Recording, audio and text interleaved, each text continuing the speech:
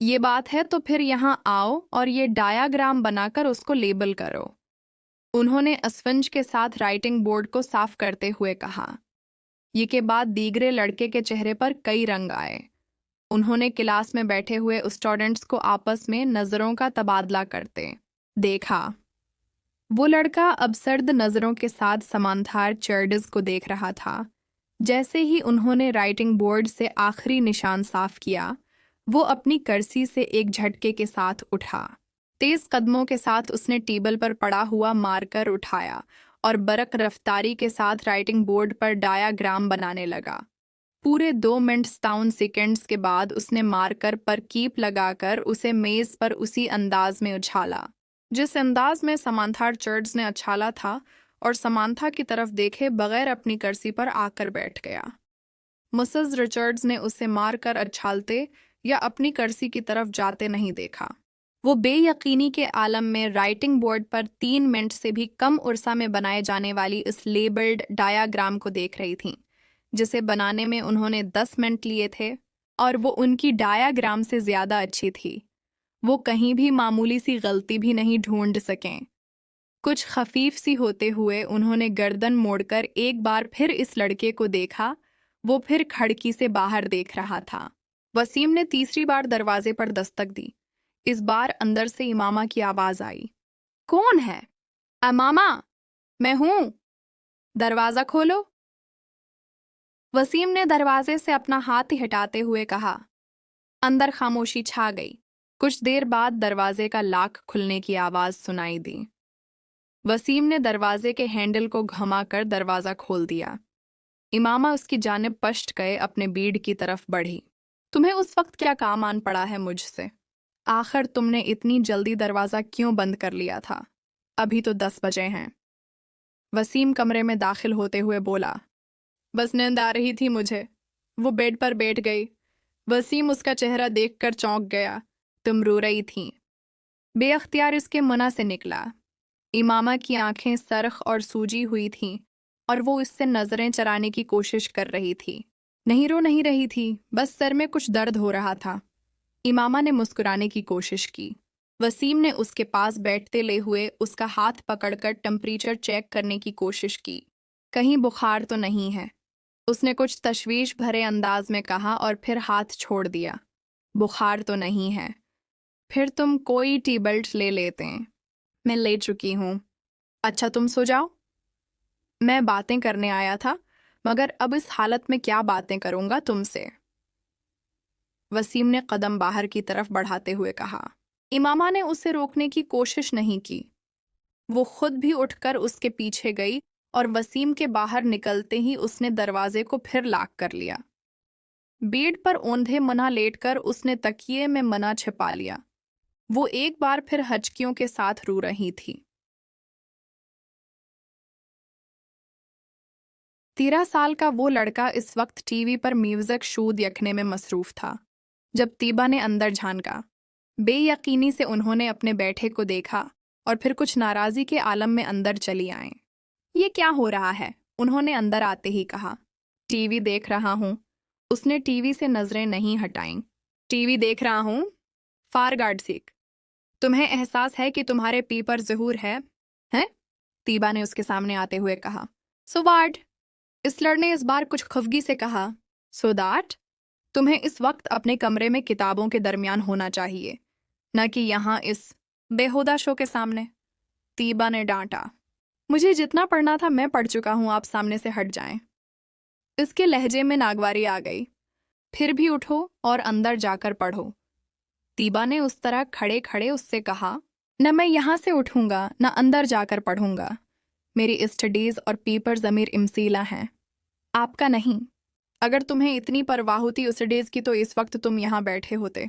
Step aside, इसने तीबा के जमले को नज़रअंदाज करते हुए बड़ी बदतमीजी के साथ साथ हाथ के इशारे से कहा। आज तुम्हारे पापा आ जाएं तो मैं उनसे बात करती हूँ। तीबा ने उसे धमकाने की कोशिश की। भी बात कर लें। क्या होगा? पापा क्या कर लेंगे? जब मैं आपको बता चुका हूँ कि मुझे जितनी तैयारी करनी है मैंने कर ली है, तो फिर आपको क्या मसला है? ये तुम्हारे सालाना इम्तिहान है। तुम्हें एहसास होना चाहिए इस बात का। तीबा ने एकदम अपने लहजे को नरम करते हुए कहा, मैं कोई 2-4 साल का बच्चा नहीं हूं कि मेरे आगे पीछे फिरना पड़े आपको। मैं अपने मामलात में आपसे ज्यादा समझदार हूं, इसलिए ये 3rd क्लास किस्म के जमले मुझसे मत बोला करें। एग्जाम्स हो रहे हैं, स्टडीज पर ध्यान दो। इस वक्त तुम्हें अपने कमरे में होना चाहिए। मैं तुम्हारे फादर से बात करूंगी। What a rubbish! वो बात करते करते गुस्से में सोफा से उठकर खड़ा हो गया। हाथ में पकड़ा हुआ रिमोट उसने पूरी कुव्वत से सामने वाली दीवार पर दे मारा और पांव पटकता हुआ कमरे से निकल गया। तीबा कुछ बेबसी और खिफ्त के आलम में उसे कमरे से बाहर निकलता हुआ देखती रही। फ्लोमिना फ्रांस ने अपने हाथ में पकड़े पीकट मेज पर रखते हुए एक नज़र हाल में दौड़ाई।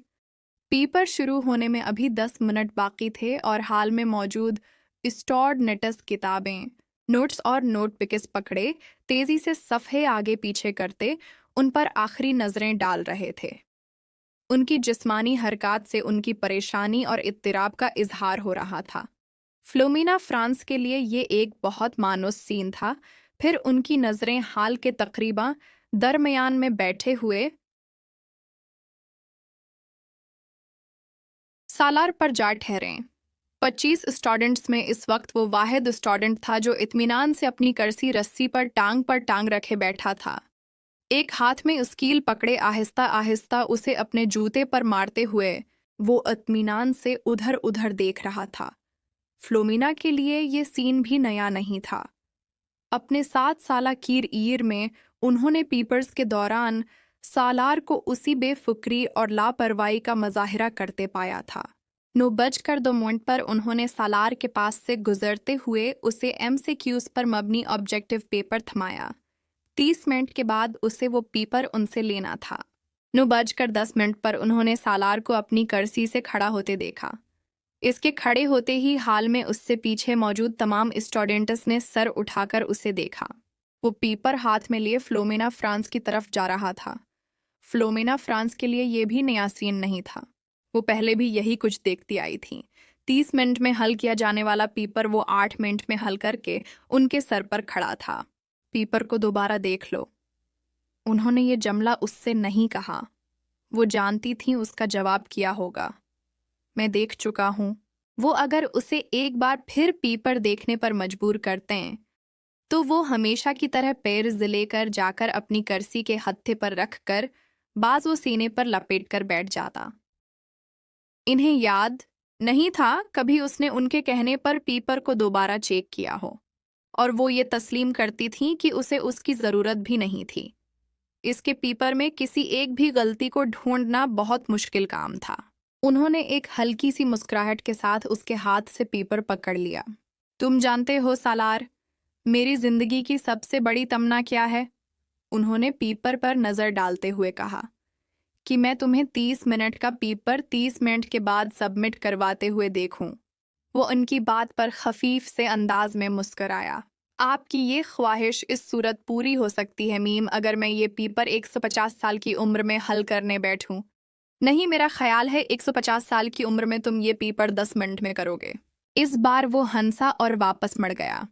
फ्लोमिना फ्रांस ने एक नज़र इसके पेपर के सफ़हात कवालट पलट कर देखा। एक सरसरी सी नज़र भी उन्हें ये बताने के लिए काफ़ी थी कि वो इस पेपर में कितने नंबर गनवाएगा। ज़ेरवे सिल्मी ने अपनी बेटी के हाथों में गफ्ट पेपर में लेटे हुए पीकट को हैरानी से देखा। ये क्या है उमामा, तुम तो मार्केट गई थी, शायद कुछ किताबें लेनी थीं तुम्हें? हाँ अम्मी, मुझे किताबें ही लेनी थीं, मगर किसी को तोहफे में देने के लिए। किसको तोहफा देना है? वो लाहौर में एक दोस्त है मेरी, उसकी सालगिरह है। उसके लिए ख़रीदा है, कुरियर सर्विस के ज़रिए भजवा दूंगी क्योंकि मुझे तो अभी यहाँ रहना है। लो फिर मुझे दे दो ये पैकेट, मैं वसीम को दूंगी, वो भजवा देगा। नहीं अम्मी, मैं अभी नहीं भजवाऊंगी, अभी उसकी सालगिरह की तारीख नहीं आई। सलमी को लगा जैसे वो एकदम घबरा गई हो। इन्हें हैरानी हुई। क्या ये घबराने वाली बात थी? 3 साल पहले इमामा की वजह से उन्हें बहुत ज़्यादा परेशानी का सामना करना पड़ा था। उन्हें और उनके शौहर हाशिम को। वो तब अपनी बेटी के बारे में बहुत फिक्रमंद थीं और हाशिम इनसे ज़्यादा, मगर पिछले 3 साल में सब कुछ ठीक हो गया था। وہ دونوں اب اس کی طرف سے مکمل طور پر مطمئن تھے، خاص طور پر اسجد سے اس کی نسبت طے کر کے۔ وہ جانتی تھیں امامہ اسجد کو پسند کرتی ہے، اور صرف وہی نہیں، اسجد کو کوئی بھی پسند کر سکتا تھا۔ وہ ہر لحاظ سے ایک اچھا، مگر اب وہ اسکول جانے والی بچی بھی تو نہیں رہی، میڈیکل کالج کی اسٹوڈنٹ ہے، پھر وقت بھی کہاں ہوتا ہے اس کے پاس۔ ریسلمی ہمیشہ خود کو تسلی دے لیتے ہیں، اچھا ہی ہے کہ یہ سنجیدہ ہوتی جا رہی ہے، لڑکیوں کے لیے سنجیدگی اچھی ہوتی ہے، انہیں جتنی جلدی اپنی ذمہ داریوں کا احساس ہو جائے اتنا ہی اچھا ہے۔ سلمی نے ایک گہری سانس لیتے ہوئے امامہ سے نظریں ہٹا لیں۔ وہ چھٹیوں میں گھر آئی ہوئی تھی اور جتنے دن وہ یہاں رہتے ان کی نظریں اسی پر مرکوز رہتے۔ یہ نیوائر نائٹ تھی۔ نیا سال شروع ہونے میں 30 منٹ باقی تھے۔ 10 لڑکوں پر مشتمل 14-15 سال کے لڑکوں کا وہ گروپ پچھلے 2 گھنٹے سے اپنے اپنے موٹر سائیکلز پر شہر کی مختلف سڑکوں پر اپنے کرتب دکھانے میں مصروف تھا۔ ان میں سے چند نے اپنے ماتھے پر چمکدار بینڈز باندھے ہوئے تھے، جن پر نئے سال کے حوالے سے مختلف پیغامات درج تھے۔ اپنی بائیکس پر سوار اب مختلف پر چکر لگا رہے تھے۔ ان کے پاس فائر کریکرز موجود تھے، جنہیں وہ وقتہ فوقتہ چلا رہے تھے۔ 12:15 پر وہ جم خانہ کے باہر موجود تھے، جہاں پارکنگ لاٹ گاڑیوں سے بھر چکا تھا۔ یہ گاڑیاں ان لوگوں کی تھیں جو جم خانے میں نئے سال کے سلسلے۔ وہ لڑکے اندر پہنچے تو 11:55 ہو رہے تھے۔